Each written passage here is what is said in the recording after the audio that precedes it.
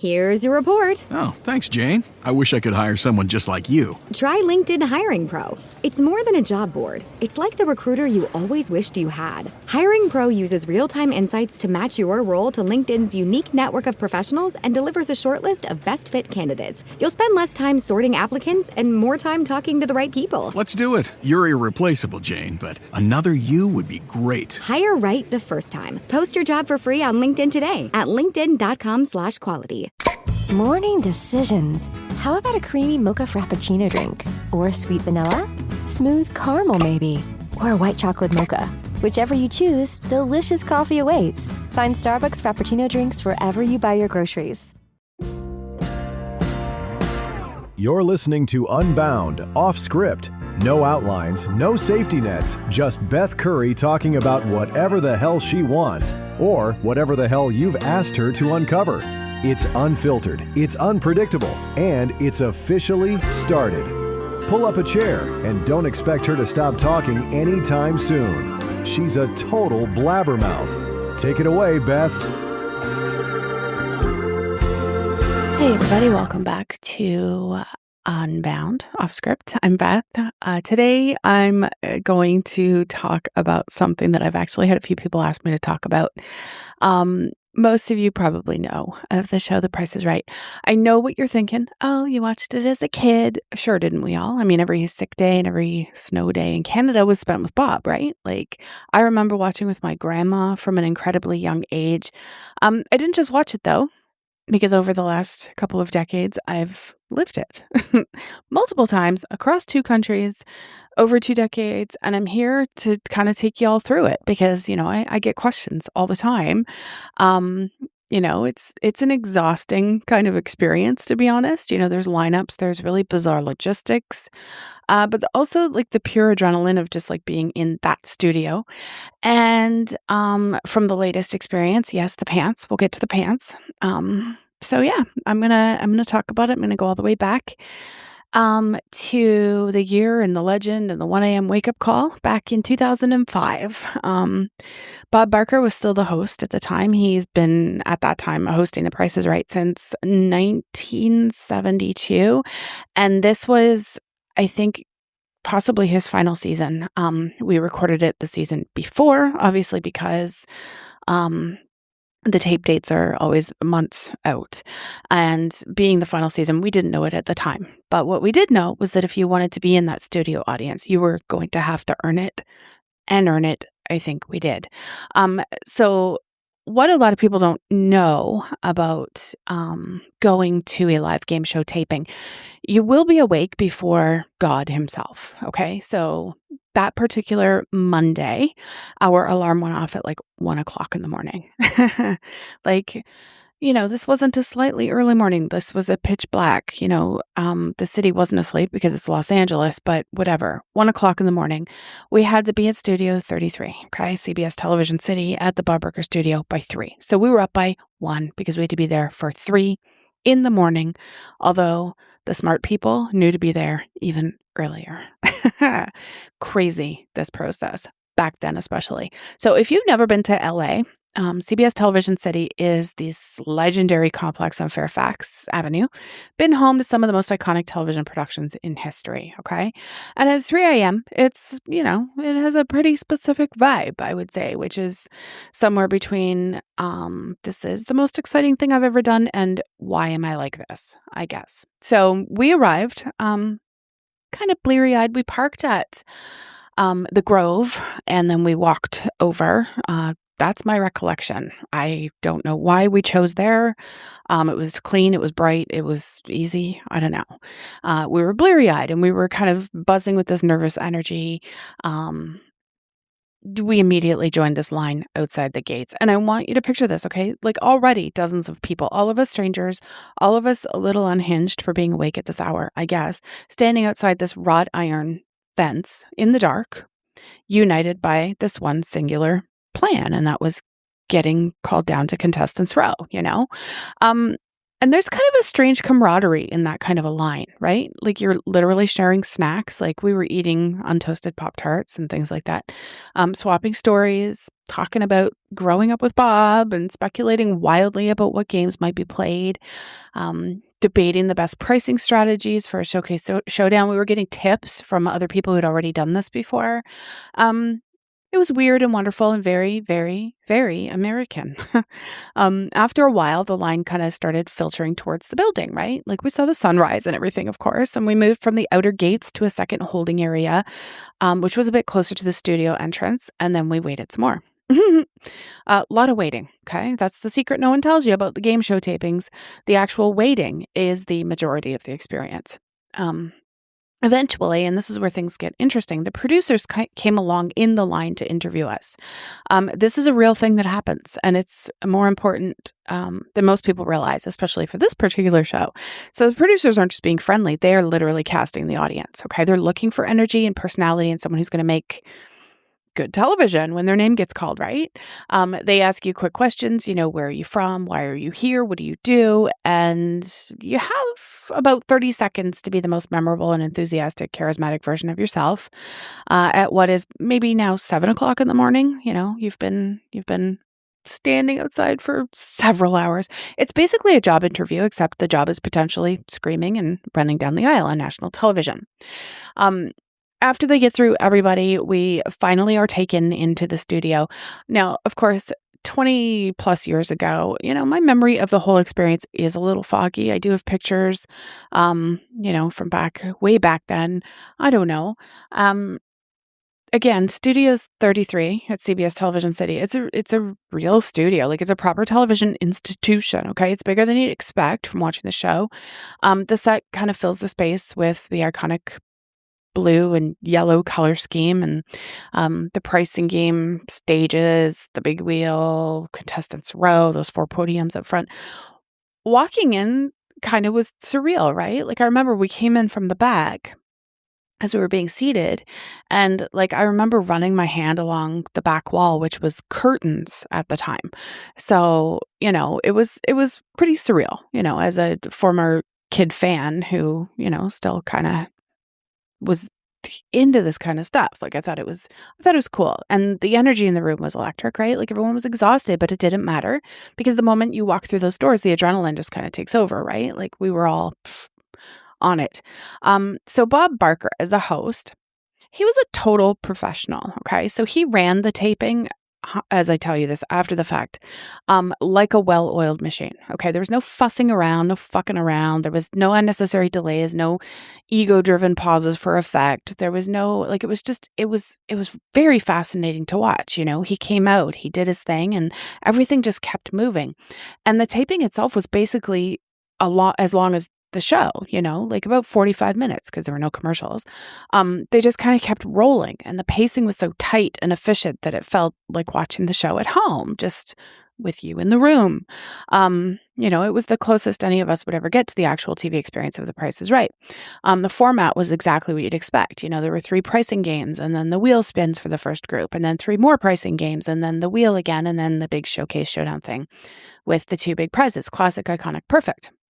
Now, I do want to say, too, that we made friends with people in line, and one of them was Cynthia, and Cynthia did get called down, and I beat the shit out of her.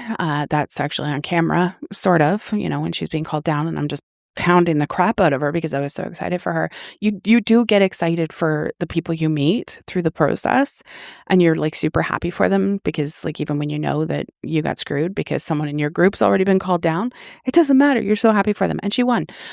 She won everything up until the wheel. But anyway,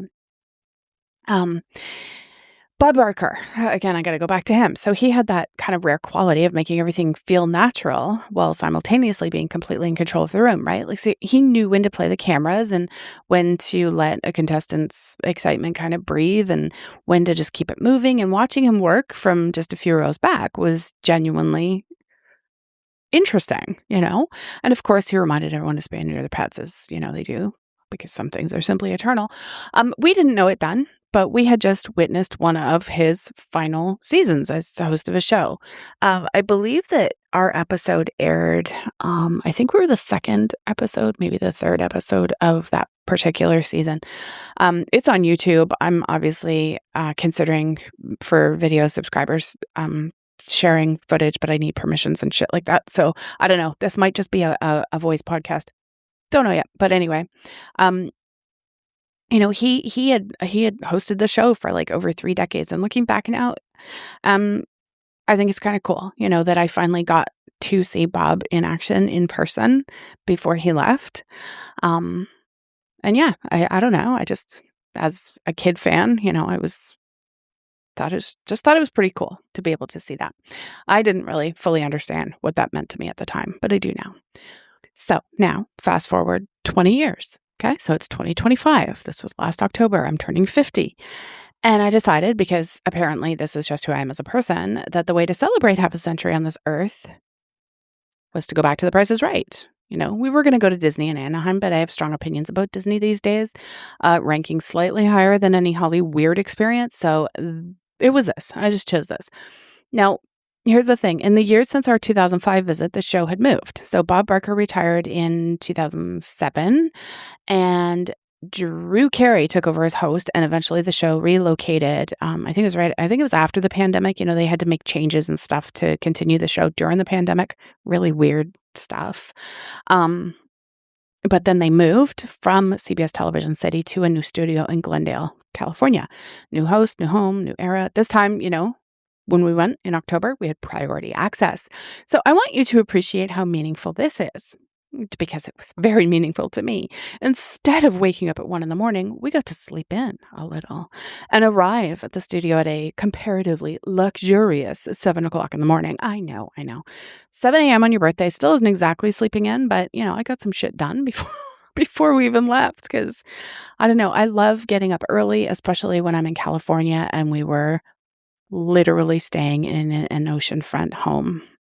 So, you know, I didn't ever want to go to sleep, to be honest. But 7 a.m. on your birthday, not sleeping in, compared to 2005, it felt like a damn spa day. Okay. So the priority line meant that we moved quicker. We didn't stand for hours outside a gate in the dark. We were processed efficiently, and then things got interesting. So here's what changed in 20 years. The whole thing has kind of been, I don't know, professionalized into a genuine fan experience. It's not just stand in a line and wait to get into a studio. It's like a whole ass thing. Okay, so after checking in, we were ushered under large tents set up on, you know, grass outside the studio, shaded, relatively comfortable. This actually wasn't in the studio. This is in a church that's on the same grounds as where they, you know, film the show. So we were in this church, or outside of this church. You know, it was shaded, it was comfortable. You know, it never rains. It really doesn't ever really rain in LA. Like you're almost always guaranteed to have a clear sky and sun, and it's lovely. So, you know, most of the process was outside. And then we filtered back down under more tents where we sat at tables with computers and filmed out forms inside waivers and gave up our personal tax information and all that kind of stuff in case we were winners. Just all the logistical paperwork that comes with being part of a TV production, right? Just standard stuff, but done in a way that felt organized and thought through. And then we moved into another line where we picked up our name tags, and it was all smooth and fast. Because, yeah, you wear the name tag. You know, you've seen the name tag. You know what the name tag looks like. And that name tag is basically your ticket. And from there, we were taken into kind of a holding room. And it was appropriately sized for the size of the group. But this room was filled with props from the show, you know, great big, huge, giant, oversized versions of pricing game items like big check and stuff like that. And there were set pieces, that kind of thing. You know, you could take photos with all of it. There was comfortable seating. There was water and snacks provided. Music was playing. They were showing episodes of The Price is Right on screens around the room. The warm-up people, the producers, all of them were in the room kind of hyping us up, you know, great energy. They were, in other words, getting us hyped, and it worked. Before we got into the studio, we were separated into groups of about 15 people and taken into a separate room for the producer interviews. Same concept as 2005. You know, it was quick and energetic and designed to identify the people who are going to make great TV, but more formalized and more structured. You know, I guess 20 years of refinement will do that. Something that genuinely surprised me about the Glendale studio, it's smaller than the Bob Barker studio, not dramatically so, but noticeably. And the audience was a lot smaller too. So for a show that kind of feels so big and expansive on TV, the space itself is much more intimate in person. The taping itself was also very different from what we experienced in 2005. So rather than flowing through all 6 pricing games and then the wheel spins and all of that in kind of what seemed like one continuous, flawless shoot, they broke it up. Okay. So they filmed the 6 pricing games and then they did the 2 wheel spinning segments back to back at the end and then the showcase showdown. And all of it, I guess, just gets assembled in editing to look exactly like this seamless broadcast, right? Little like finding out your favorite magic trick has a very logical explanation. It, doesn't make it less impressive. It's just differently impressive. So some interesting things that happened since that show has already aired. It aired in January of this year. I can talk about it.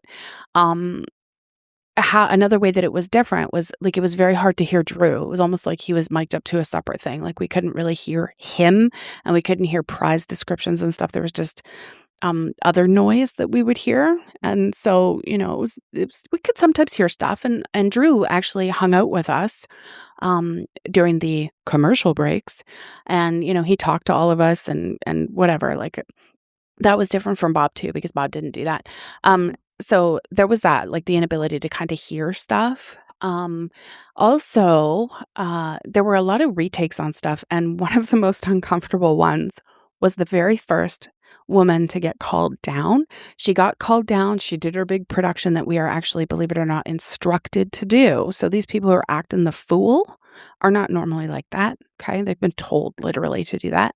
So, she, did the whole dance and whatever to get down to the front. And then they're like, wait. And then they realized that for whatever reason, there was like a technical error or whatever. They had to redo that. And like, so now she already knows she's going to get called down. So the second take isn't really as good as the first, right? So that was kind of strange to me.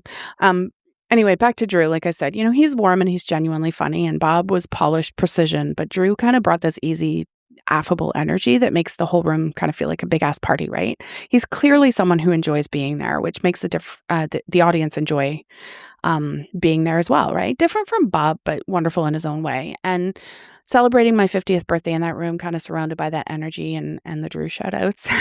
It was pretty fun. Okay. I'm going to do a quick detour here, because at some point, we're not going to dwell on this. We were in Las Vegas. I think it was 2011, 2012, maybe. I don't recall which time. And we did the Price is Right live. Actually, I think it was 2011. That's kind of the touring stage version of the show that runs in various venues. It was fine. Look, I'll be charitable. It exists. It was incredibly cheesy. And honestly, if you ever find yourself having the opportunity to do this, I don't know. If you've never been to the actual show, maybe it would be fun. People seem to enjoy themselves. But if you've been to the actual show, after the real thing twice, it's a bit like ordering a gourmet burger and just getting like the fast food version. It scratches a similar itch, but you know what you're actually eating. So I'm just going to leave it at that and move on. So very, very recently, this is the most recent chapter for me. And I say this with all the love in the world because we had a genuinely wonderful time. The Canadian Price is Right experience was, I don't know. It was something else entirely. Okay. The show is hosted by Howie Mandel, which is already a good time. I've known of Howie since I was a preteen, thanks to my dad. The man is a Canadian comedy legend, and he brings a completely different energy than either Bob or Drew. I mean, the man is 71 years old, right? We were attending specifically the Howie birthday episode. We did not know this until we entered the studio, and they were coming at us with party hats and signs and things like this. And Howie did not know this until he came out and we yelled surprise and whatever. So the whole thing was themed around celebrating Howie Mandel, complete with the signs and the party hats and just that kind of festive chaos that comes with commemorating someone's birthday on big TV. I can't tell you too much about the specific episode details because it hasn't aired, but yeah, it's going to air on his birthday, obviously. So end of November. Now, here's where I have to be honest with you. The Canadian production, and again, this is with love, did not appear to have fully figured out its crowd management sitch. Okay. So it's not filmed. It's aired on City TV. It's not filmed at City. CBC is where it's filmed, and they are the only studio anywhere in that area that can actually accommodate vehicles and things like that, like huge things for filming. Kyle, the audience guy, actually told us this. So we first got there and we walked through security and stuff, and we checked in by scanning these QR codes, which is fine and modern and very 2026. We briefly met audience coordinators. We were interviewed by producers in the lobby area. It's kind of the same concept as the American tapings, though the space for it was a little more, shall we say, fluid. And then we were divided into 3 separate lines, and we stood there for a long time. Like a long time. Like they had to finish interviewing everybody first, and they couldn't start moving any of the 3 lines for some reason until everybody in the background was finished being interviewed. So that was weird to me. Efficiency, not a thing, apparently. And then came the elevators. So the studio was on the 10th floor, which is a perfectly reasonable place to put a television studio, I guess. The issue is that the elevators have a finite capacity, obviously. And when you have a large studio audience all trying to get to the 10th floor in batches of however many people fit in an elevator, the math kind of starts working against you. Okay, so we had to go through this other security section first with everybody else once all the interviews were done. We waited for elevator after elevator, shuffling forward a few people at a time, kind of a slow motion conga line towards the sky. Once we got to the floor, the team lead, which was in my case was me, I was the leader of our team, had to pick up our name tags in what can only be described as a somewhat cramped and congested staging area. And then we waited more, and it was very, very hot and noisy and overwhelming. And I don't know, like there were a few times I had to pull myself off to the side just to like breathe and get away from nonsense. And people were kind of rude. Very strange Canadian experience when you compare it to the American experience, you know. Honestly, I find Americans to be a lot friendlier and respectful towards me than my fellow Canadians, and I'm not really sure why. Like, I'm just me on both sides of the border, so I don't think it's me, but I don't know. Maybe it is. Anyway, anyone, like the standing around without a lot of direction feeling was palpable. Like everyone involved was doing their best, but was perhaps working some things out in real time. I don't know. Very strange. So the studio itself was a whole different animal as well. You know, it was nothing like either of the American ones. It was smaller and more functional feeling, less of the classic game show grandeur that you'd associate with the CBS version. This one was interesting because we walked in and we were still allowed to use and have our phones. So I was able to get some footage of that part of the experience. And it was kind of all like the podiums and the stage were on like the same flat level, like on the same floor. Whereas in the American one, the podiums are down on audience level, which is obviously angled up towards the back. And then you have to go up steps, or in the new studio, a little bit of a ramp to get up onto the stage, which was more elevated. So, you know, some people in the audience probably didn't have a really good view of things that were going on because it was all kind of on one strange level. Now, the format is completely different, which I genuinely, I knew it going in, but I had to see it to actually believe it. So in the Canadian version, you play the pricing games, but the progression to the showcase works differently. So the top 4 winners from the pricing games get to do a wheel spin. And then the top 2 from that advance to the showcase. So your odds of getting selected are already different from the American version, and the whole structure has like an entirely different rhythm to it. Because they didn't call like the first 4 and then play a bunch more games. Like only 4 people, like they called up less people, right? Because they only played 4 pricing games as opposed to 6. So whatever. It was still fun. The pricing games are pricing games, whatever. Doesn't quite have the same television you grew up with feeling though. I do want to talk about the unsung hero of the Canadian taping experience, the audience hype guy. His name's Kyle Miller. Wow. Really good at what he does. While we waited between segments, and we waited a fair amount, this dude walked through the crowd like an absolute professional. He worked the crowd. He was genuinely funny. He was engaging. He had the whole studio laughing and cheering, and he gave away a lot of prizes to audience members participating in the in-between segment games and activities. That's another thing. The American one does not give audience members prizes or anything like that. So I don't know if that was just because it was Howie's birthday episode or what, but that's what happened. Anyway, Kyle was, without exaggeration, one of the highlights of the whole experience. The man knew what he was doing. Now, I want to talk about the pants because some people on some of my social media accounts have heard things about the pants. So my husband, as it happens, was wearing a pair of pants from a brand called Man-Made. I'm sure many of you have heard of Man-Made. He wore them that day, just a regular clothing choice. He wanted to be comfortable, right? He did not plan this. He had no agenda. He simply put on his pants the morning of and came to a game show taping. As it turned out, the Howie birthday episode had Man-Made as part of the show. They were one of the one bid prizes, right? They had a package on there. And Anthony, one of the owners or creators or founders, there's the word I'm looking for, of Man-Made, he was sitting right in front of us in the audience. So when the show was doing its Man-Made segment, Anthony got up and stood in the aisle and just ripped his pants right off in front of my husband. Howie dropped trow as well because he's wearing the unders, and Kyle, the audience hype guy, it was brought to his attention by many, many people that my husband was wearing Man-Made pants, and he proceeded to make a whole thing of it. That part isn't on TV, but Howie dropping his pants and Anthony ripping his off do. But anyway, made a whole thing of Brian wearing the exact right pants in the exact right place at the exact right time. And so Brian won some audience giveaway thing from Manscaped just because of his entirely unplanned brand loyalty. Can't make it up. Genuinely can't. Every audience member also got a pair of boxers from Man-Made. And I'm not being sponsored here, but I want to fuss about them because I'm telling you, I have even worn these and they are damn comfortable, okay? Many men I know love the pants and the boxer briefs. One special guy who isn't my husband, but almost was.